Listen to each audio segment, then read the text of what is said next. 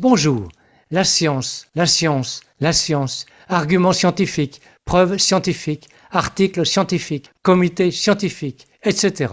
Depuis mars 2020, on a énormément cité la science. Le terme science a été utilisé par les uns et les autres de façon souvent abusive. Il impressionne celles et ceux qui ne travaillent pas dans son domaine. Personne ne peut être contre la science, mais sûrement contre ses applications préjudiciables. Cependant, ce mot puissant et éblouissant a été utilisé à mauvais escient et a même été dépravé.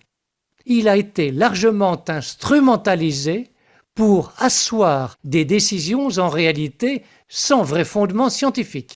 Il n'est pas exagéré de dire que l'adjectif scientifique a été honteusement présenté comme une garantie tout en faisant illusion. C'est malhonnête. On a fait mentir la science avec des études manquant de sincérité ou même carrément falsifiées. C'est particulièrement indigne quand on légitime une action avec des études mensongères et labellisées scientifiques. Certaines études insincères, pourtant publiées dans des revues réputées et clairement soudoyées, ont fait passer pour efficaces des traitements inefficaces et inversement. Ce n'est pas fini.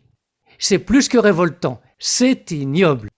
Mais seuls des experts chevronnés et sans aucun conflit d'intérêts sont en mesure de décrypter ces publications corrompues.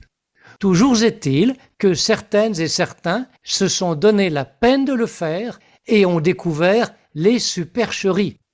Maintenant, comment définir la science?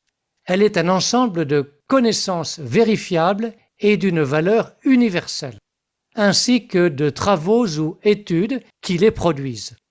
La science a pour objet l'étude de faits constatables et des relations entre eux. Les méthodes d'étude ou de travail scientifique sont les observations, les expériences et les hypothèses, puis déductions.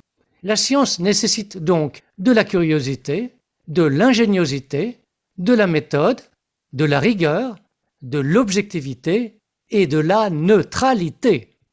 Le savoir scientifique s'oppose au savoir empirique qui résulte de la simple expérience quotidienne de tout un chacun, sans méthode ni réelle rigueur.